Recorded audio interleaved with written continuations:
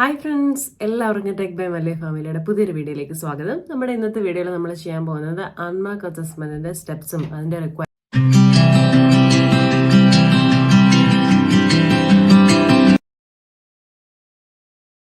Eligibility അങ്ങനത്തെ കാര്യങ്ങളൊക്കെയാണ് നമ്മുടെ ഇന്നത്തെ വീഡിയോയിൽ നമ്മൾ ചെയ്യാൻ പോകുന്നത്. അപ്പോൾ ആദ്യമായിട്ടാണ് എൻ്റെ ചാനൽ കാണുന്നതെങ്കിൽ ദയവായി നമ്മുടെ ചാനൽ സബ്സ്ക്രൈബ് ചെയ്ത് സപ്പോർട്ട് ചെയ്യുക. അതുപോലെ നിങ്ങൾക്ക് വീഡിയോ ഇഷ്ടമാവുകയാണെങ്കിൽ നിങ്ങൾ ലൈക്ക് ചെയ്യുക, മറ്റുള്ളവർക്ക് ഉപകാരമാകും നിങ്ങൾക്ക് തോന്നുമെങ്കിൽ ഷെയർ ചെയ്ത് കൊടുക്കുക. അതുപോലെ നിങ്ങളുടെ വിലയേറിയ കമൻസ് നമ്മുടെ വീഡിയോയിൽ രേഖപ്പെടുത്തുക കേട്ടോ. അപ്പോൾ പിന്നെ വേറൊരു കാര്യം നമുക്ക് പറയാനുള്ളത്, നമ്മുടെ ചാനലിൽ നമ്മൾ മെമ്പർഷിപ്പ് ആക്ടിവേറ്റ് ആക്കിയിട്ടുണ്ട്. അപ്പോൾ ആർക്കെങ്കിലും എക്സ്ക്ലൂസീവ് ആയിട്ടുള്ള സപ്പോർട്ട്സും കാര്യങ്ങളും, ഓസ്ട്രേലിയൻ രജിസ്ട്രേഷൻ അല്ലെങ്കിൽ CGFNSന്റെ പ്രോസസ്സ് അങ്ങനത്തെ അതിനെക്കുറിച്ചെങ്കിലും നിങ്ങൾക്ക് സപ്പോർട്ടും കാര്യങ്ങളൊക്കെ വേണമെങ്കിൽ നിങ്ങൾക്ക് മെമ്പർഷിപ്പിൽ ജോയിൻ ചെയ്യാവുന്നതാണ്. ഞാൻ ജസ്റ്റ് ഒന്ന് ഓർപ്പിച്ചതേ ഉള്ളൂ കേട്ടോ.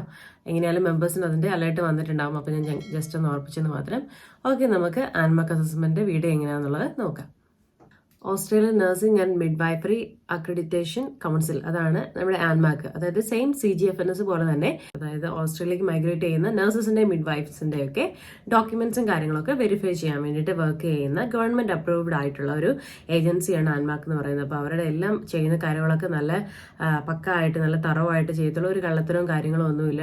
ജെനുവിൻ ആയിട്ടുള്ള ഡോക്യുമെന്റ്സും കാര്യങ്ങളൊക്കെയാണ് അവർ വെരിഫൈ ചെയ്ത് നമ്മുടെ ആപ്ലിക്കേഷൻ അവർ ഫോർവേഡ് ചെയ്യുക. അപ്പോൾ അതാണ് ചുരുക്കി പറഞ്ഞിട്ടുണ്ടെങ്കിൽ ആൻമാർക്ക് അസസ്മെന്റിലൂടെ ഉദ്ദേശിക്കുന്നത്. നമുക്ക് ഈ ആൻമാർക്ക് അസസ്മെന്റ് നമ്മൾ ജനറൽ സ്കിൽഡ് മൈഗ്രേഷൻ അണ്ടറിൽ നമ്മൾ PR എടുത്ത് മൈഗ്രേറ്റ് ചെയ്യുകയാണെങ്കിൽ മാത്രമേ നമുക്ക് ഈ ആൻമാർക്ക് അസസ്മെന്റിന്റെ ആവശ്യമുള്ളൂ. ഫോർ എക്സാമ്പിൾ ലൈക്ക് നമ്മൾ 482 വിസയിലാണ്, അല്ലെങ്കിൽ വേറെ തരം ഏതെങ്കിലും കാറ്റഗറി വിസയിലാണ്, എംപ്ലോയർ നോമിനേറ്റഡ് അല്ലെങ്കിൽ ടൈം ആയിട്ടുള്ള മറ്റ് കാറ്റഗറി വിസയിൽ പോകുമ്പോൾ നമുക്ക് ഈ ആൻമാർക്ക് അസസ്മെന്റിന്റെ ആവശ്യമില്ല. വൺസ് അവിടെ ചെന്ന് കഴിയുമ്പോൾ നമ്മൾ പെർമനന്റ് റെസിഡൻസിന് വേണ്ടി അല്ലെങ്കിൽ PRന് വേണ്ടി അപ്ലൈ ചെയ്യുമ്പോഴാണ് നമുക്ക് ബേസിക്കലി ആൻമാർക്ക് അസസ്മെന്റിലൂടെ നമ്മുടെ പേപ്പേഴ്സ് കാര്യങ്ങളൊക്കെ പ്രോസസ്സ് ചെയ്യുന്നത് കേട്ടോ. മറ്റു വിസകൾക്കും കാര്യങ്ങൾക്കൊന്നും നമുക്ക് ആൻമാർക്ക് ത്രൂ പോകേണ്ട ആവശ്യമില്ല. അതായത് പ്രധാനമായിട്ടും ഈ ആൻമാർക്ക് സ്കിൽ അസസ്മെന്റ് ആർക്കൊക്കെയാണ് ആപ്ലിക്കബിൾ എന്ന് പറഞ്ഞിട്ടുണ്ടെങ്കിൽ, those who are migrating under general skilled migration visa, അതായത് സബ് ക്ലാസ് 189, 190, അതുപോലെ 186 ഇത്രയും വിസകളിൽ അപ്ലൈ ചെയ്യുമ്പോൾ മെയിൻ ആയിട്ട് നമുക്ക് ഈ ആൻമാർക്ക് അസസ്മെന്റ് വേണ്ടത്. എന്ന് വെച്ചിട്ടുണ്ടെങ്കിൽ നമ്മൾ ഈ 482 പോലുള്ള വിസകളിൽ അപ്ലൈ ചെയ്യുമ്പോൾ ഇമീഡിയറ്റ് ആയിട്ട് നമുക്ക് ആൻമാർക്ക് അസസ്മെന്റിന്റെ ആവശ്യമില്ലെങ്കിൽ പോലും എത്രയാണോ നമ്മുടെ വിസയുടെ കാലാവധി, അതായത് ഫോർ എക്സാമ്പിൾ 3 years ആണോ 4 years ആണോ നമ്മുടെ ഈ ഷോർട്ട് ടൈം വിസയുടെ കാലാവധി എങ്കിൽ അവിടെ ചെന്ന് നമ്മൾ ഇത്ര ടൈം പീരീഡിനുള്ളിൽ നമ്മുടെ സ്കിൽ അസസ്മെന്റ് സ്റ്റാർട്ട് ചെയ്താൽ മാത്രമേ നമുക്ക് അവിടെ ഇനി തുടർന്നുള്ള സമയത്ത് നമുക്ക് PR കിട്ടുവാണെങ്കിൽ കംപ്ലീറ്റ് അവിടെ നിൽക്കാൻ പറ്റത്തുള്ളൂ. അല്ലെങ്കിൽ നമ്മുടെ വിസയുടെ ടൈം കഴിയുമ്പോൾ നമ്മൾ തിരിച്ചു പോരേണ്ടതായിട്ട് വരും. അപ്പോൾ ഈ 482 വിസയിലൊക്കെ പോകുന്നവർ അവിടെ ചെന്ന് 482 എന്ന് പറഞ്ഞിട്ടുണ്ടെങ്കിൽ എംപ്ലോയർ നോമിനേറ്റഡ് ആണ്, അല്ലെങ്കിൽ എംപ്ലോയർ സ്പോൺസർഡ് ആണ്. അപ്പോൾ അവിടെ ചെന്ന് കഴിയുമ്പോൾ അവർ നമ്മളെ സപ്പോർട്ട് ചെയ്യും നമ്മുടെ PRന്റെ കാര്യങ്ങളൊക്കെ ചെയ്യാൻ വേണ്ടിയിട്ടാണ്. അതായത് ത്രൂ നമ്മുടെ എംപ്ലോയർ വഴി വൺസ് അവിടെ ചെന്ന് കഴിയുമ്പോൾ നമ്മുടെ ആൻമാർക്ക് അസസ്മെന്റിന്റെ പ്രോസസ്സിംഗ് കാര്യങ്ങളൊക്കെ അവിടെ ചെന്ന് കഴിയുമ്പോൾ സ്റ്റാർട്ട് ചെയ്യണം. അതുപോലെ ഈ 190, 186, 189 പോകുന്നവർ ജനറൽ സ്കിൽഡ് മൈഗ്രേഷൻ വിസയിൽ പോകുന്നതാണ്. അപ്പോൾ അവരൊക്കെ എന്ന് പറഞ്ഞിട്ടുണ്ടെങ്കിൽ ഇവിടുന്ന് ആൻമാർക്ക് അസസ്മെന്റ് ചെയ്താൽ മാത്രമേ അത് സക്സസ്ഫുൾ ആവുകയാണെങ്കിൽ മാത്രമേ അവർക്കത് മൈഗ്രേറ്റ് ചെയ്യാൻ വേണ്ടി സാധിക്കത്തുള്ളൂ. അപ്പം ഇതാണ് പ്രധാനമായിട്ടും ആരൊക്കെയാണ് ഇതിൽ ആപ്ലിക്കബിൾ ആവുക എന്നുള്ളത്. ഇപ്പം under general skilled migration visa, അതായത് 189, 190, അതുപോലെ എംപ്ലോയർ സ്പോൺസേർഡ് 186 അങ്ങനത്തെ വിസ അപ്ലൈ ചെയ്യുന്നവർ ആ വിസയ്ക്ക് അപ്ലൈ ചെയ്യുന്നതിന് മുമ്പ് തന്നെ പോസിറ്റീവ് ആയിട്ടുള്ള ആൻമാർക്ക് സ്കിൽ അസസ്മെന്റ് ചെയ്തിട്ടുള്ള അവരുടെ റിസൾട്ട് അവരെ സബ്മിറ്റ് ചെയ്തെങ്കിൽ മാത്രമേ അവർക്ക് വിസയ്ക്ക് അപ്ലൈ ചെയ്യാൻ പറ്റത്തുള്ളൂ. പക്ഷെ മറ്റ് വിസകളെ സംബന്ധിച്ചിട്ടുണ്ടെങ്കിൽ നമുക്ക് അവിടെ എലിജിബിലിറ്റി മസ്റ്റായിട്ട് ചെക്ക് ചെയ്യും. ഇപ്പം നമ്മുടെ PRന്റെ മിനിമം റിക്വയർമെന്റ് എലിജിബിലിറ്റി എന്ന് പറഞ്ഞിട്ടുണ്ടെങ്കിൽ സ്കോർ 65 ആണ്. അപ്പം നമുക്ക് അത്രയെങ്കിലും ഉണ്ടോ എന്നുള്ളത് ചെക്ക് ചെയ്തതിന് ശേഷം മാത്രമേ നമുക്ക് ഇവൻ 482 വിസ ആണെങ്കിലും അപ്ലൈ ചെയ്യാൻ പറ്റത്തുള്ളൂ. കാരണം എന്ന് വെച്ചിട്ടുണ്ടെങ്കിൽ നമ്മൾ വൺസ് നമ്മൾ അപ്ലൈ ചെയ്ത് കഴിഞ്ഞിട്ടുണ്ടെങ്കിൽ നമ്മുടെ പ്രോസസ് വിത്തിൻ 3 years അല്ലെങ്കിൽ 2 yearsനുള്ളിൽ നമ്മുടെ PRന്റെ പ്രോസസ്സിംഗ് പരിപാടികളൊക്കെ സ്റ്റാർട്ട് ചെയ്യണം. അപ്പോൾ അങ്ങോട്ട് നമ്മൾ മൈഗ്രേറ്റ് ചെയ്യുമ്പോൾ ഈവൻ ഷോർട്ട് ടൈം വിസയിലാണെങ്കിൽ പോലും അങ്ങോട്ട് നമ്മൾ മൈഗ്രേറ്റ് ചെയ്യുമ്പോൾ നമുക്ക് മിനിമം സ്കോർ റിക്വയർമെന്റ് ഉണ്ടോ എന്നുള്ളത് നമ്മൾ ചെക്ക് ചെയ്യും ബിഫോർ. അതാണ് നമ്മൾ എലിജിബിൾ, ഞാനൊരു വീഡിയോ ചെയ്തിട്ടുണ്ടായിരുന്നല്ലോ എലിജിബിലിറ്റി ചെക്ക് ചെയ്യുന്നതിനെ കുറിച്ച്. നമ്മുടെ എലിജിബിലിറ്റി ക്രൈറ്റീരിയ മീറ്റ് ചെയ്യുന്നുണ്ടോ എന്നുള്ളൊരു എലിജിബിലിറ്റി ലെറ്റർ നമ്മൾ സബ്മിറ്റ് ചെയ്യണം നമ്മുടെ വിസ നോമിനേഷന് വേണ്ടിയിട്ട്. അത് 482 പോലുള്ള ഷോർട്ട് ടൈം ആയിട്ടുള്ള വിസയിലാണ് പോകുന്നതെങ്കിൽ. ഈ ആൻമാർക്ക് സ്കിൽ അസസ്മെന്റിലൂടെ ചെയ്യുന്നതെന്ന് വെച്ചിട്ടുണ്ടെങ്കിൽ നമ്മുടെ എക്സ്പീരിയൻസും കാര്യങ്ങളും നമ്മുടെ സ്കില്ലെന്ന് പറഞ്ഞിട്ടുണ്ടെങ്കിൽ നമുക്ക് പ്രൊവൈഡ് ചെയ്തിട്ടുള്ള റോള്, നമ്മുടെ ആ റോള് ഫുൾഫിൽ ചെയ്യാനുള്ള സ്കില്ല് നമുക്കുണ്ട് എന്നുള്ളതാണ് നമ്മുടെ ആൻമാർക്കിലൂടെ അവരത് പ്രൂവ് ചെയ്ത് എടുക്കുന്നത്. അപ്പോൾ അതിലൊരു പോസിറ്റീവ് ഔട്ട്കം ഉണ്ടെങ്കിൽ മാത്രമേ നമുക്ക് വിസയ്ക്ക് അപ്ലൈ ചെയ്യാൻ പറ്റത്തുള്ളൂ. അതാണ് ബേസിക്കലി ആൻമാർക്കിലൂടെ അവർ ചെയ്യുന്നത് കേട്ടോ. അപ്പോൾ നമുക്ക് അതിന്റെ സ്റ്റെപ്സും കാര്യങ്ങളൊക്കെ ഒന്ന് ജസ്റ്റ് നോക്കിയിട്ട് വരാം. അപ്പോൾ നമ്മൾ ആൻമാക്കിന്റെ Australian nursing and midwifery accreditation കൗൺസിലിന്റെ ഒരു സൈക്കിളാണ് നമ്മൾ വന്നിരിക്കുന്നത്. അപ്പോൾ അതിനകത്ത് അവർ പറയുന്നുണ്ട് എന്താണ് ബേസിക്കലി ആൻമാക്ക് കൊണ്ട് അവർ ഉദ്ദേശിക്കുന്നത്, അവർ ആരെയാണ് അസസ് ചെയ്യുന്നത്. അവർ അസസ് ചെയ്യുന്നത് മെയിനായിട്ട് ഇന്റർനാഷണലി ക്വാളിഫൈഡ് ആയിട്ടുള്ള നഴ്സസ് അല്ലെങ്കിൽ മിഡ്വൈഫ്സിനെയാണ് അവർ അസസ് ചെയ്യുന്നതുകൊണ്ട് പറയുന്നത്. അവർ അതിനകത്ത് മെൻഷൻ ചെയ്യുന്നുണ്ട് നമ്മൾ മറ്റു നഴ്സിംഗ് റിലേറ്റഡ് ആയിട്ടുള്ള കാര്യങ്ങളൊന്നും അവർ ചെയ്യത്തില്ല. ജസ്റ്റ് എന്താണ് അവർ ചെയ്യുന്നത്, അവർ നമ്മുടെ ഡോക്യുമെന്റ്സ് കാര്യങ്ങളൊക്കെ ജെനുവിൻ ആണോ എന്നുള്ള കാര്യങ്ങളൊക്കെ നോക്കിയിട്ട് നമ്മുടെ നഴ്സസിനെ മൈഗ്രേറ്റ് ചെയ്യാൻ വേണ്ടിയിട്ട് ഹെൽപ്പ് ചെയ്യുന്നത്. അതാണ് ബേസിക്കലി നമ്മുടെ സ്കില്ല് നോക്കിയിട്ട് നമുക്ക് പ്രൊവൈഡ് ചെയ്തിരിക്കുന്ന റോള് ഫുൾഫിൽ ചെയ്യാനുള്ള ഒരു കോമ്പിറ്റൻസി അല്ലെങ്കിൽ സ്കിൽ ഉണ്ടോ എന്നുള്ളതാണ് മെയിനായിട്ടും ആൻമാക്ക് അസസ്മെന്റിൽ അല്ലെങ്കിൽ സ്കിൽ അസസ്മെന്റിലൂടെ അവർ ചെയ്യുന്നതെന്ന്. അപ്പം നമുക്ക് അതിന്റെ അസസ്മെന്റ് ക്രൈറ്റീരിയ എന്തൊക്കെയാണെന്ന് നോക്കാം. സോ ഞാൻ നേരത്തെ എക്സ്പ്ലെയിൻ ചെയ്ത പോലെ തന്നെ ക്രൈറ്റീരിയ എന്ന് പറഞ്ഞിട്ടുണ്ടെങ്കിൽ 5 എണ്ണമാണ് ബേസിക്കലി ഉള്ളത്. Proof of identity, English language proficiency, educational equivalence, professional practice and fitness to practice. അപ്പൊ ഇതാണ് ബേസിക് ആയിട്ടുള്ള 5 ക്രൈറ്റീരിയാസ് എന്ന് പറഞ്ഞിട്ടുണ്ടെങ്കിൽ. ഒപ്പം അതിന്റെ താഴെ അവർ എക്സ്പ്ലെയിൻ ചെയ്യുന്നുണ്ട്, if you fail to meet any of this criteria, ഏതെങ്കിലും ഒരു ക്രൈറ്റീരിയ മീറ്റ് ചെയ്യാൻ വേണ്ടി നമ്മൾ ഫെയിൽ ആവുകയാണെങ്കിൽ നമ്മുടെ ആപ്ലിക്കേഷൻ അവർ റിജക്ട് ചെയ്യും, അല്ലെങ്കിൽ നമ്മൾ ആപ്ലിക്കേഷന് അൺസ്യൂട്ടബിൾ ആയിരിക്കും എന്നാണ് പറയുന്നത്. ഒപ്പം അവർ പറയുന്നുണ്ട്, we will provide you an explanation as to why you have been determined unsuitable. എന്തുകൊണ്ടാണ് നമ്മൾ അൺസ്യൂട്ടബിൾ ആയെന്നുള്ളതിന്റെ എക്സ്പ്ലനേഷൻ അവർ നമുക്ക് തരും. But they won't provide any advice what you need to do become suitable for the migration. അവര് നമ്മളെ ഈ മൈഗ്രേഷന് വീണ്ടും നമുക്ക് apply ചെയ്ത് ഇത് ഓവർകം ചെയ്യാൻ വേണ്ടി എന്താണ് നമ്മൾ സ്യൂട്ടബിൾ ആയിട്ട് ചെയ്യേണ്ടതെന്നുള്ള കാര്യം അവർ നമുക്ക് പറഞ്ഞു തരത്തില്ല. But they will explain the reason why we have been rejected. Okay, അതാണ് അവർ അതിനകത്ത് പറയുന്നത്. പിന്നെ മെയിൻ ആയിട്ടുള്ള കാര്യം എന്ന് പറഞ്ഞിട്ടുണ്ടെങ്കിൽ you can apply to be assessed again 2 years from the date stated in the ANMAC issue determination letter. Okay, once നമ്മൾ ആൻമാക്കിൽ നിന്ന് റിജക്ട് ആയിട്ടുണ്ടെങ്കിൽ നമുക്ക് റീ അപ്ലൈ ചെയ്യാൻ പറ്റും അഗെയിൻ ആഫ്റ്റർ 2 years. അതായത് നമ്മൾ അതിനകത്ത് കൊടുത്തിരിക്കുന്ന ഡേറ്റ് അനുസരിച്ച് ഫസ്റ്റ് നമുക്ക് കിട്ടിയ ഡിറ്റർമിനേഷൻ ലെറ്ററിനകത്തുള്ള ഡേറ്റ് അനുസരിച്ച് അഗെയിൻ 2 years ശേഷമാണ് നമുക്ക് അപ്ലൈ ചെയ്യാൻ പറ്റുക. ഓക്കെ, അപ്പം നമുക്ക് ഇതിനകത്തെ ഓരോ ക്രൈറ്റീരിയാസ് എന്തൊക്കെയാണെന്ന് നോക്കാം. First is proof of identity. Proof of ഐഡന്റിറ്റിയിൽ എന്താ പറഞ്ഞിരിക്കുന്നത്, the applicant must provide biostatistical pages of passport, then change of name document. അതായത് നമ്മുടെ പേരിൽ എന്തെങ്കിലും ഇപ്പൊ ഫോർ എക്സാമ്പിൾ കല്യാണത്തിന് ശേഷം പേര് മാറ്റിയിട്ടുണ്ട് അങ്ങനത്തെ ഒക്കെ ഉണ്ടെങ്കിൽ നമ്മൾ ഒപ്പം അതിന്റെ പ്രൂഫും കൂടെ സബ്മിറ്റ് ചെയ്യണം. അതായത് മാരേജ് സർട്ടിഫിക്കറ്റ് അല്ലെങ്കിൽ then a quality passport sized photo taken in the last 6 months. Last 6 മന്തിൽ എടുത്ത നമ്മുടെ ഒരു നല്ലൊരു പാസ്പോർട്ട് സൈസ് ആയിട്ടുള്ള ക്ലിയർ ആയിട്ടുള്ള ഒരു പാസ്പോർട്ട് സൈസ് ഫോട്ടോയും കൂടെ നമ്മൾ പ്രൊവൈഡ് ചെയ്യണം. അവർ താഴെ കൊടുത്തിട്ടുണ്ട് റിക്വയർമെന്റ്സ് ഫോർ സ്കാൻഡ് കോപ്പീസ്. നമ്മൾ ഏതെങ്കിലും സ്കാൻ കോപ്പീസ് ആയിട്ടുള്ള ഡോക്യുമെന്റ്സ് നമ്മൾ അപ്ലോഡ് ചെയ്യുമ്പോൾ ശ്രദ്ധിക്കേണ്ട കാര്യങ്ങൾ എന്തൊക്കെയാണെന്ന് വെച്ചിട്ടുണ്ടെങ്കിൽ അവർ അതിനകത്ത് പറയുന്നുണ്ട്, all supporting documents uploaded for your migration skill assessment must meet these minimum scanning requirements. എന്താണ് മിനിമം ആയിട്ടുള്ള സ്കാനിങ് റിക്വയർമെന്റ്സ് അവരോട് എക്സ്പ്ലെയിൻ ചെയ്തിട്ടുണ്ട്. Should be original documents only. അതായത് സർട്ടിഫൈഡ് ആയിട്ടുള്ള ഡോക്യുമെന്റ്സ് അക്സെപ്റ്റ് ചെയ്യത്തില്ല, ഒറിജിനൽ ഡോക്യുമെന്റ്സ് ആയിരിക്കണം നമ്മൾ സ്കാൻ ചെയ്യേണ്ടത്. ദെൻ സ്കാൻഡ് ഇൻ കളറിലായിരിക്കണം സ്കാൻ ചെയ്യുന്നത്, ബ്ലാക്ക് ആൻഡ് വൈറ്റ് ആയിരിക്കരുത്, കളറിലായിരിക്കണം. Then scanned at a resolution of 600 dpi. അതായത് അതിന്റെ സ്കാനിങ്ങിന്റെ റെസൊല്യൂഷൻ എന്ന് പറഞ്ഞിട്ടുണ്ടെങ്കിൽ 600 dpi അല്ലെങ്കിൽ അതിന്റെ എബോവ് ആയിരിക്കണം. Then file must be A PDF ആയിട്ടുള്ള ഫയൽ കൊടുക്കുക. പാസ്പോർട്ട് സൈസ്ഡ് ഫോട്ടോ എടുക്കുമ്പോൾ നമ്മൾ ഇവർ പറയുന്ന JPEG അല്ലെങ്കിൽ PNG അങ്ങനത്തെ ഫോമിലുള്ള ഫോട്ടോസ് ആയിരിക്കണം എടുക്കണം എന്നാണ് അവർ പറയുന്നത്. ANMAC does not accept documents that have been uploaded using. Okay, അവർ പറയുന്നുണ്ട് ക്യാം സ്കാനർ ഉപയോഗിച്ച് അല്ലെങ്കിൽ അതുപോലുള്ള മറ്റ് സോഫ്റ്റ്വെയറുകൾ ഉപയോഗിച്ച് നമ്മൾ ഡോക്യുമെന്റ്സ് അപ്ലോഡ് ചെയ്തിട്ടുണ്ടെങ്കിൽ അത് അവർ അക്സെപ്റ്റ് ചെയ്യത്തില്ലെന്നാണ് പറയുന്നത്. ഓക്കെ, പിന്നെന്ന് പറഞ്ഞിട്ടുണ്ടെങ്കിൽ നമ്മൾ ഡോക്യുമെന്റ്സ് അപ്ലോഡ് ചെയ്ത് കഴിഞ്ഞിട്ടുണ്ടെങ്കിൽ നമ്മൾ സേവ് ബട്ടൺ ക്ലിക്ക് ചെയ്യണം. then only the document will be going to the assessment team. അപ്പോൾ ഇതൊക്കെയാണ് മെയിൻ ആയിട്ടുള്ള ഫോട്ടോ അല്ലെങ്കിൽ ഡോക്യുമെന്റ്സ് അപ്ലോഡ് ചെയ്യുമ്പോൾ ശ്രദ്ധിക്കേണ്ട കാര്യങ്ങൾ. അതാണ് പ്രൂഫ് ഓഫ് ഐഡന്റിറ്റി എന്ന് പറഞ്ഞിട്ടുണ്ടെങ്കിൽ. നെക്സ്റ്റ് ക്രൈറ്റീരിയ എന്ന് പറഞ്ഞിട്ടുണ്ടെങ്കിൽ English language proficiency. English language പ്രൊഫിഷ്യൻസിയിൽ ആദ്യം തന്നെ നമ്മുടെ ആൻമാക്ക് അക്സെപ്റ്റ് ചെയ്യുന്ന ഇംഗ്ലീഷ് ലാംഗ്വേജസ് എന്ന് പറഞ്ഞിട്ടുണ്ടെങ്കിൽ LTS, OET, PTE, TOEFL ഇങ്ങനത്തെ 4 എക്സാമുകളാണ് ആൻമാക്ക് അക്സെപ്റ്റ് ചെയ്യുന്ന ഇംഗ്ലീഷ് ലാംഗ്വേജ് ടെസ്റ്റ് എന്ന് പറഞ്ഞിട്ടുണ്ടെങ്കിൽ. പിന്നെ ആൻമാക്ക് പറയുന്നത് നമ്മുടെ ഇംഗ്ലീഷ് ലാംഗ്വേജ് ടെസ്റ്റിന്റെ ടെസ്റ്റ് നമ്പറും അതുപോലെ ടെസ്റ്റ് ഡേറ്റും കാര്യങ്ങളൊക്കെ നമ്മൾ വെരിഫൈ ചെയ്യാൻ വേണ്ടിയിട്ട് കൊടുക്കണം. നമ്മൾ ഓൾറെഡി ഒരു വീഡിയോ ചെയ്തിട്ടുണ്ട് എങ്ങനെയാണ് നമ്മൾ UK NMCക്ക് അല്ലെങ്കിൽ NMBക്ക് നമ്മുടെ റിസൾട്ട് കാണാനുള്ള വെരിഫിക്കേഷൻ കൊടുക്കുന്നത് എന്നുള്ളത്. ഏകദേശം അതുപോലെ തന്നെ നമ്മൾ ആൻമാക്കിന് നമ്മുടെ ഇംഗ്ലീഷ് ലാംഗ്വേജ് ടെസ്റ്റ് നമ്പറും അതുപോലെ ടെസ്റ്റ് ഡേറ്റും കാര്യങ്ങളൊക്കെ കൊടുക്കണം. എന്നാൽ മാത്രമേ അവർക്ക് നമ്മുടെ റിസൾട്ട് ഓൺലൈനിൽ വെരിഫൈ ചെയ്യാൻ പറ്റത്തുള്ളൂ. ഇവർ പറയുന്നുണ്ട് ആൻമാക് accept test results that are up to 2 years old പറയുന്നുണ്ട്. Then scores from 2 different tests cannot be combined എന്നും അവരവിടെ എക്സ്പ്ലെയിൻ ചെയ്തിട്ടുണ്ട്. നമുക്കിനി ഓരോ എക്സാമുകളെ കുറിച്ച് നോക്കാം. ഞാൻ ഓൾറെഡി പറഞ്ഞു IELTS, OET, TOEFL, PT ഇങ്ങനത്തെ എക്സാമുകളാണ് അവർ അക്സെപ്റ്റ് ചെയ്യുന്നതെന്ന് പറഞ്ഞിട്ടുണ്ട്. IELTS അക്കാഡമിക് ആണെങ്കിൽ IELTSൽ അവർ പറയുന്നത് എന്താ, applicant must achieve minimum 7 score in each 4 component. Listening, reading, writing, സ്പീക്കിംഗിൽ മിനിമം 7 സ്കോറെങ്കിലും മേടിച്ചിരിക്കണം. പിന്നെ അവർ പറഞ്ഞിട്ടുണ്ടെങ്കിൽ ANMAC only accept test results from 1 test sitting or maximum of 2 സിറ്റിംഗിൽ ഉള്ള സ്കോറുകൾ മാത്രമേ അവർ അക്സെപ്റ്റ് ചെയ്തുള്ളൂ എന്ന് അവർ പറയുന്നുണ്ട്. That should be in a 6-month period. അതായത് വിത്തിൻ 6-month പീരീഡിലുള്ള ടെസ്റ്റ് റിസൾട്ട്, 2 ടെസ്റ്റുകൾ തമ്മിലുള്ള ടെസ്റ്റ് റിസൾട്ട് ആണ് അവർ അക്സെപ്റ്റ് ചെയ്യുന്നത്. മാക്സിമം അക്സെപ്റ്റ് ചെയ്യുക. അതിൽ തന്നെ മിനിമം ഓവറോൾ 7 സ്കോർ ഉണ്ടായിരിക്കണം ഈച്ച് സെറ്റിംഗിലും, അല്ലെങ്കിൽ no score in any component of the test is below 6.5.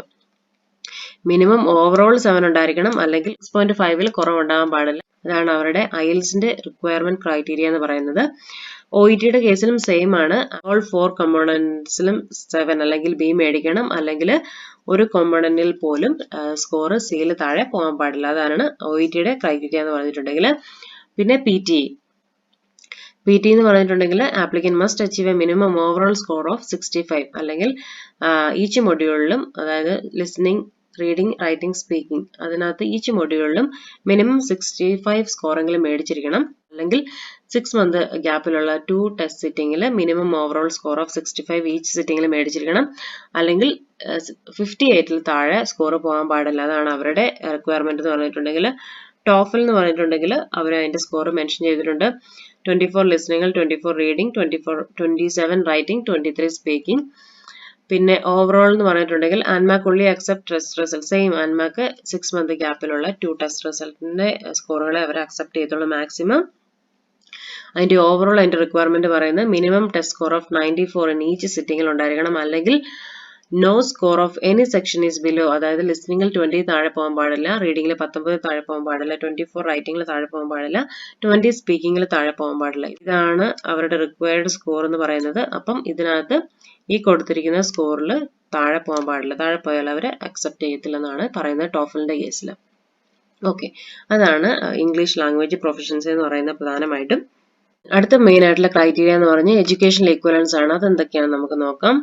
Applicant must provide graduation certificate. നമ്മൾ ഗ്രാജുവേഷൻ സർട്ടിഫിക്കറ്റ് അല്ലെങ്കിൽ ബേസിക് ട്രാൻസ്ക്രിപ്റ്റ് കൊടുക്കണം. From all nursing and midwifery qualification obtained in Australia അല്ലെങ്കിൽ overseas. ഒക്കെ നമ്മളെ സംബന്ധിച്ചിടത്തോളം നമ്മൾ പഠിച്ചെടുത്ത് നമ്മുടെ ഗ്രാജുവേഷന്റെ സർട്ടിഫിക്കറ്റ് അല്ലെങ്കിൽ നമ്മുടെ ബേസിക് ആയിട്ടുള്ള ട്രാൻസ്ക്രിപ്റ്റും കാര്യങ്ങളൊക്കെ നമ്മൾ പ്രൊവൈഡ് ചെയ്യണം. പിന്നെ എന്ന് പറഞ്ഞിട്ടുണ്ടെങ്കിൽ ഫുൾ സ്കിൽ അസസ്മെന്റിലാണ് അപ്ലൈ ചെയ്യുന്നതെങ്കിൽ a university transcript that contains a break down of the theoretical അല്ലെങ്കിൽ പ്രാക്ടിക്കൽ അവേഴ്സ്. 2 പ്രാക്ടിക്കൽ അവേഴ്സും തിയററ്റിക്കൽ അവേഴ്സും സെപ്പറേറ്റ് ആയിട്ടുള്ള യൂണിവേഴ്സിറ്റിയിൽ നിന്ന് കിട്ടുന്ന ട്രാൻസ്ക്രിപ്റ്റ് നമ്മൾ സബ്മിറ്റ് ചെയ്യണം. എന്തിനു വേണ്ടി? ഫുൾ സ്കിൽ അസസ്മെന്റിനാണ് ആപ്ലിക്കേഷൻ നമ്മൾ സബ്മിറ്റ് ചെയ്യുന്നതെങ്കിൽ. ഓക്കെ, അപ്പൊ ഞാൻ ഇവിടെ പറയാൻ ഒരു കാര്യം വിട്ടുപോയി. നമുക്ക് പ്രധാനമായിട്ടും ഫുൾ സ്കിൽ അസസ്മെന്റ് ഉണ്ട്, മോഡിഫൈഡ് പ്ലസ് സ്കിൽ അസസ്മെന്റ് ഉണ്ട്, മോഡിഫൈഡ് സ്കിൽ അസസ്മെന്റ് ഉണ്ട്. അപ്പൊ ഇങ്ങനത്തെ ഓരോ കാറ്റഗറീസ് ഉണ്ട്. നമുക്കത് ഡീറ്റെയിൽ ആയിട്ട് ഞാൻ പറയാം അതെന്തൊക്കെയാണെന്നുള്ളത്. അപ്പൊ ഫുൾ സ്കിൽ അസസ്മെന്റിലെ ആപ്ലിക്കൻസ് ആണെങ്കിൽ അവർ യൂണിവേഴ്സിറ്റിയിൽ നിന്ന് കിട്ടുന്ന ട്രാൻസ്ക്രിപ്റ്റ്, അതായത് പ്രാക്ടിക്കലും തിയററ്റിക്കൽ അവേഴ്സും കംപ്ലീറ്റ് ആക്കിയതിന്റെ ഡീറ്റെയിൽസ് ഉള്ള ട്രാൻസ്ക്രിപ്റ്റ് സബ്മിറ്റ് ചെയ്യണം in case of full skill assessment ആണെങ്കിൽ കേട്ടോ. അതിന്റെ സ്കാൻഡ് കോപ്പീസിന്റെ റിക്വയർമെന്റ് എനിക്ക് തോന്നുന്നു ഏകദേശം സെയിം ആണെന്നുള്ളത് ജസ്റ്റ് ഒന്ന് നോക്കാം. ഓക്കെ, എല്ലാത്തിന്റെ കേസിലും ANMACൽ പ്രൊവൈഡ് ചെയ്യുന്ന ഫുൾ ഡോക്യുമെന്റ്സിന്റെ കേസിലും സ്കാൻ ഡോക്യുമെന്റ്സ് ഇങ്ങനെയായിരിക്കണം എന്നാണ് പറയുന്നത്. Original document, scanned in colour, പിന്നെ റെസൊല്യൂഷൻ 600, പിന്നെ PDF. അതെല്ലാത്തിന്റെ കേസിലും സെയിം തന്നെയാണ്. അടുത്തതാണ് professional practice. Professional practices, the applicant can demonstrate practicing as a nurse or midwife in the last 5 years preceding their application date. Minimum last 5 years ലെങ്കിലാണ് കൊടുക്കേണ്ടത്. So അതിനകത്ത് അവർ പറയുന്നുണ്ട് നമ്മളൊരു letter ഹെഡിലുള്ള നമ്മുടെ പ്രോപ്പർ ആയിട്ടുള്ള ഒരു റഫറിൽ നിന്ന് നമ്മൾ റെഫറൻസ് എടുത്തിട്ട് പ്രൊഫഷണൽ ആയിട്ടുള്ള റെഫറൻസ് എടുത്തിട്ട് വേണം സബ്മിറ്റ് ചെയ്യാമെന്ന് പറയുന്നുണ്ട്. നമ്മൾ അവിടെ വർക്ക് ചെയ്തതിന്റെ പ്രൂഫായിട്ട് നമ്മുടെ സാലറി സ്ലിപ്പോ അല്ലെങ്കിൽ ടാക്സ് സർട്ടിഫിക്കറ്റോ അല്ലെങ്കിൽ HR നിന്ന് കിട്ടുന്ന മറ്റ് പേപ്പേഴ്സ് ഒന്നും കൊടുത്തിട്ട് കാര്യമില്ല. നല്ല ജെനുവിൻ ആയിട്ടുള്ള ഒരു റഫറിൽ നിന്ന് എടുക്കുന്ന ഡീറ്റെയിൽസ് ആയിരിക്കണം നമ്മൾ കൊടുക്കേണ്ടത്. അതായത് നമ്മുടെ വർക്ക് എക്സ്പീരിയൻസ് ഇന്ന മേഖലയിലാണ് പ്രോപ്പറായിട്ട് മെൻഷൻ ചെയ്തിട്ടുള്ള ഡീറ്റെയിൽസ് ആയിരിക്കണം അവർ കൊടുക്കേണ്ടത്. അതുപോലെ എനിക്ക് തോന്നുന്നു ലെറ്റർ ഹെഡിലാണ് ചെയ്യേണ്ടതെന്നുള്ളത് നമുക്ക് നോക്കാം. Minimum of 36 paid international work experience, അതിനകത്ത് 20 hours എങ്കിലും നമ്മൾ പെർ വീക്കിൽ വർക്ക് ചെയ്തിട്ടുള്ളതായിട്ടുള്ള കാര്യങ്ങൾ കൊടുക്കണം.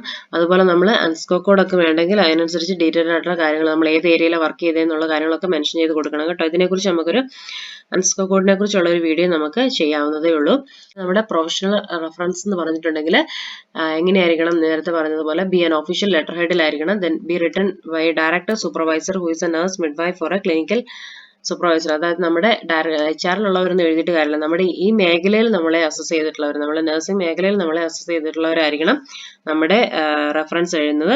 നമ്മുടെ ഡയറക്ടർ സൂപ്പർവൈസർ അല്ലെങ്കിൽ നമ്മുടെ ലൈൻ മാനേജർ അല്ലെങ്കിൽ മിഡ് വൈഫ് ഇൻചാർജ് അങ്ങനെയുള്ളവരായിരിക്കണം നമ്മുടെ റെഫറൻസ് എഴുതുന്നത്. പിന്നെ അതിനൊരു ഡേറ്റ് ഉണ്ടായിരിക്കണം. ദെൻ കണ്ടെയ്ൻ ഒറിജിനൽ സിഗ്നേച്ചർ, അവരുടെ സിഗ്നേച്ചർ ഉണ്ടായിരിക്കണം. ലെറ്റർ ഹെഡിലായിരിക്കണം അവരുടെ സിഗ്നേച്ചർ ഉണ്ടായിരിക്കണം. നമ്മുടെ ഡയറക്റ്റ് ആയിട്ടുള്ള നമ്മളെ അറിയാവുന്ന നമ്മുടെ മേഖലയിൽ വർക്ക് ചെയ്യുന്നവരായിരിക്കണം കൊടുക്കേണ്ടത്. പിന്നെ ഒരു ഡേറ്റ് ഉണ്ടായിരിക്കണം. ഇതൊക്കെയാണ് നമ്മുടെ റെഫറൻസ് ലെറ്ററിൽ വേണ്ട ക്രൈറ്റീരിയാസ് എന്ന് പറഞ്ഞിട്ടുണ്ടെങ്കിൽ. പിന്നെ നമ്മുടെ പ്രൊഫഷണൽ റെഫറൻസിൽ വേണ്ട വേറൊരു കാര്യം എന്ന് പറഞ്ഞിട്ടുണ്ടെങ്കിൽ ഒഫീഷ്യൽ എംപ്ലോയ്മെന്റ് ഇമെയിൽ അഡ്രസ്, അവരുടെ ഒഫീഷ്യൽ ആയിട്ടുള്ള ഇമെയിൽ അഡ്രസ് പ്രൊവൈഡ് ചെയ്യണം. അവരുടെ ANMAC does not accept free web based ആയിട്ടുള്ള മറ്റ് ഇമെയിൽ അഡ്രസ്സുകളൊന്നും അക്സെപ്റ്റ് ചെയ്യത്തില്ല. നമ്മുടെ ഒഫീഷ്യൽ ആയിട്ടുള്ള എംപ്ലോയ്മെന്റ് റിലേറ്റഡ് ആയിട്ടുള്ള ഇമെയിൽ അഡ്രസ് അവർ അക്സെപ്റ്റ് ചെയ്തുള്ളൂ. അതുപോലെ കോൺടാക്ട് ടെലിഫോൺ നമ്പർ, നമ്മുടെ പേഴ്സണൽ മൊബൈൽ നമ്പർ അല്ല വെക്കേണ്ടത്, അവരുടെ ഓർഗനൈസേഷനിലുള്ള അവരുടെ നമ്പറാണ് നമ്മൾ പ്രൊവൈഡ് ചെയ്യേണ്ടത്. എങ്ങനെയായിരിക്കണം ഒരു പ്രൊഫഷണൽ റെഫറൻസ് എന്നുള്ളതിന്റെ ഒരു എക്സാമ്പിൾ അവരോട് പറയുന്നുണ്ട്, ടെംപ്ലേറ്റ് തരുന്നുണ്ട്. നമുക്ക് വേണമെങ്കിൽ ഒന്ന് ജസ്റ്റ് നോക്കാം.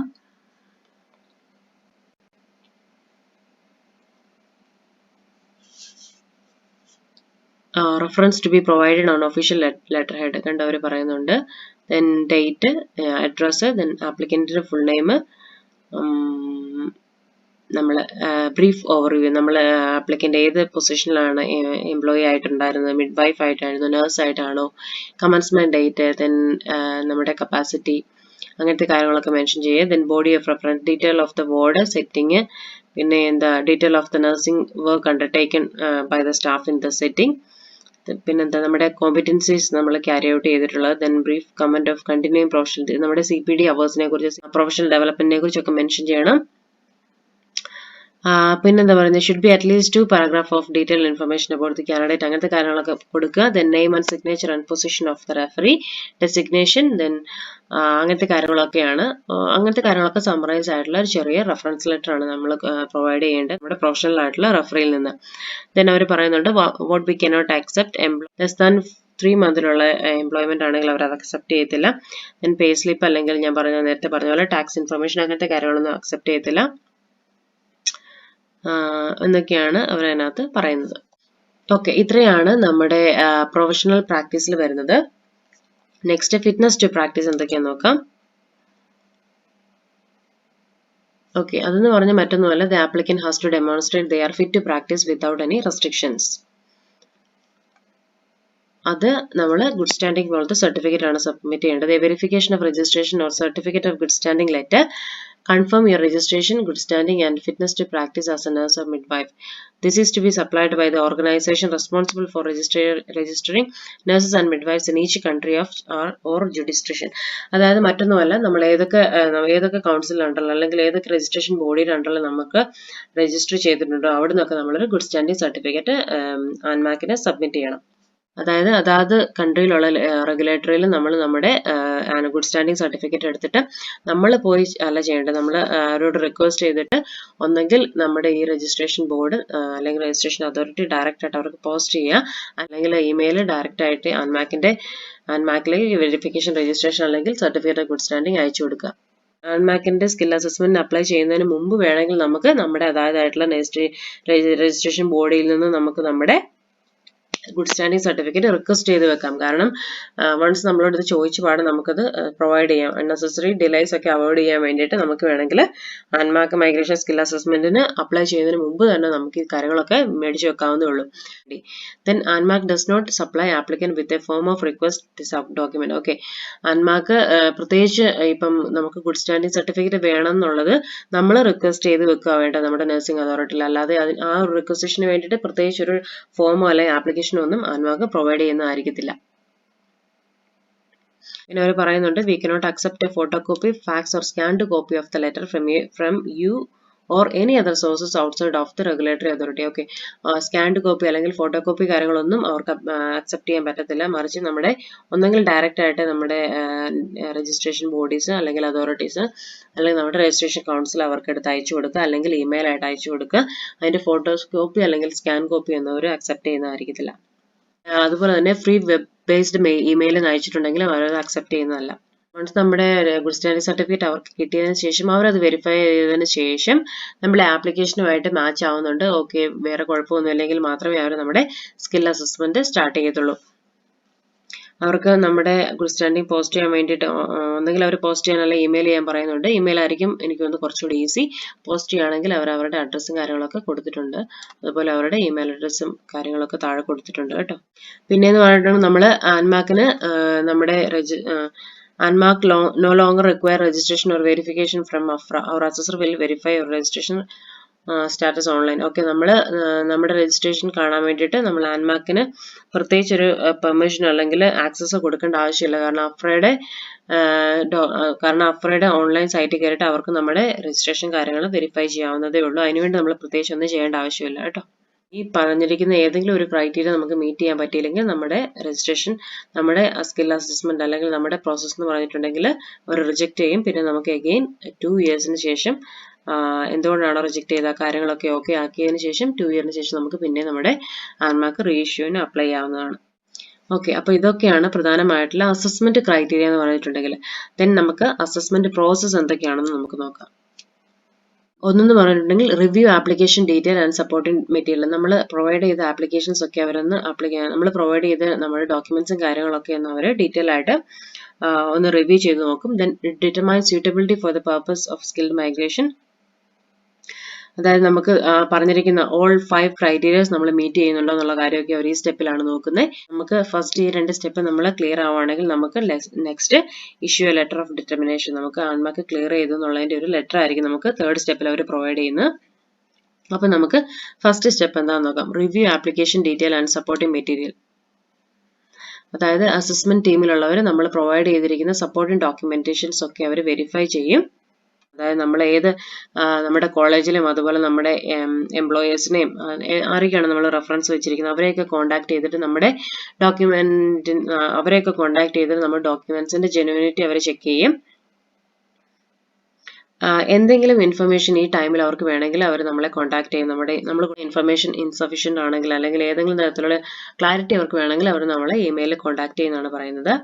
അതുപോലെ തന്നെ നമുക്ക് ആൻമാക്കിൽ വൺസ് നമ്മൾ ആൻമാക്കിന്റെ പ്രോസസ്സ് തുടങ്ങും, നമ്മൾ അവിടെ നമ്മുടെ ഒരു അക്കൗണ്ട് ക്രിയേറ്റ് ചെയ്യും. സോ നമുക്ക് ആൻമാക്കിന്റെ പോർട്ടലിൽ കയറിയിട്ട് നമ്മുടെ ആപ്ലിക്കേഷന്റെ പ്രോഗ്രസും കാര്യങ്ങളൊക്കെ ചെക്ക് ചെയ്യാവുന്നതേ ഉള്ളൂ. വൺസ് നമ്മൾ അക്കൗണ്ട് ഒക്കെ ക്രിയേറ്റ് ആക്കിയിട്ട് നമ്മുടെ ഡോക്യുമെന്റ്സ് ഒന്നും പ്രൊവൈഡ് ചെയ്തിട്ടില്ലെങ്കിൽ ഒരു 12 മന്തിന്റെ കാലാവധിക്ക് ശേഷം നമ്മുടെ ഈ അക്കൗണ്ട് ഓട്ടോമാറ്റിക്കലി എക്സ്പയർഡ് ആയി പോകും കേട്ടോ. നമ്മുടെ ആപ്ലിക്കേഷൻ അടക്കം എക്സ്പയർഡ് ആയി പോകും. പിന്നെ നമ്മൾ പുതിയത് സ്റ്റാർട്ട് ചെയ്യേണ്ടതായിട്ട് വരും. അടുത്ത സെക്കൻഡ് സ്റ്റെപ്പ് എന്ന് പറഞ്ഞിട്ടുണ്ടെങ്കിൽ determine suitability of the purpose of skilled migration. Okay, ഇതിനകത്ത് അസസ്മെന്റ് ടീം എന്താ ചെയ്യുന്നത്? ഇപ്പോൾ മെൻഷൻ ചെയ്തിട്ടുള്ള നമ്മുടെ ഈ 5 ക്രൈറ്റീരിയസ് നമ്മൾ മീറ്റ് ചെയ്യുന്നുണ്ടോ നോക്കും. അപ്പോൾ അവർ മെൻഷൻ ചെയ്തിട്ടുണ്ട്, if you meet all criteria it is likely you will be found suitable for skilled migration. പക്ഷേ അവർക്ക് അതിന്റെ ഗ്യാരണ്ടി തരാൻ പറ്റത്തില്ല. That you will be supplied with a visa എന്ന് അവർ പറയുന്നുണ്ട്. പക്ഷെ നമ്മൾ വൺസ് നമ്മുടെ ഈ 5 ക്രൈറ്റീരിയാസ് ഒക്കെ നമ്മൾ ക്ലിയർ ആവുകയാണെങ്കിൽ നമുക്ക് സ്കിൽഡ് മൈഗ്രേഷനുള്ള ഒരു പോസിബിലിറ്റി ഉണ്ടെന്നാണ് അവർ പറയുന്നത്. അടുത്തതെന്ന് പറഞ്ഞിട്ടുണ്ടെങ്കിൽ ഇഷ്യൂ ഓഫ് ലെറ്റർ ഡിറ്റർമിനേഷൻ ആണ്. അതായത് 5 അസസ്മെന്റ് ക്രൈറ്റീരിയാസ് ഒക്കെ സക്സസ്ഫുള്ളി കംപ്ലീറ്റ് ചെയ്യുകയാണെങ്കിൽ ആൻമാർക്ക് will issue a letter of determination. നമുക്കൊരു ഇമെയിൽ കോപ്പി അവർ അയച്ചു തരും. And this letter is valid for 2 years period from the date of issue. അതായത് നമ്മുടെ ആൻമാർക്ക് പ്രൊവൈഡ് ചെയ്തിരിക്കുന്ന നമ്മുടെ letter of determination actually 2 year validity ആണ് ഉള്ളത്. ഇനി ഇതിനകത്ത് തന്നെ പറയേണ്ട വേറൊരു കാര്യമാണ്, നേരത്തെ നമ്മൾ പറഞ്ഞ പോലെ മോഡിഫൈഡ് സ്കിൽ അസസ്മെന്റ് ഉണ്ട്, മോഡിഫൈഡ് പ്ലസ് സ്കിൽ അസസ്മെന്റ് ഉണ്ട്, ഫുൾ സ്കിൽ അസസ്മെന്റ് ഉണ്ട്. ഈ കാര്യം ഞാൻ നേരത്തെ പറഞ്ഞിട്ടുണ്ടായിരുന്നു.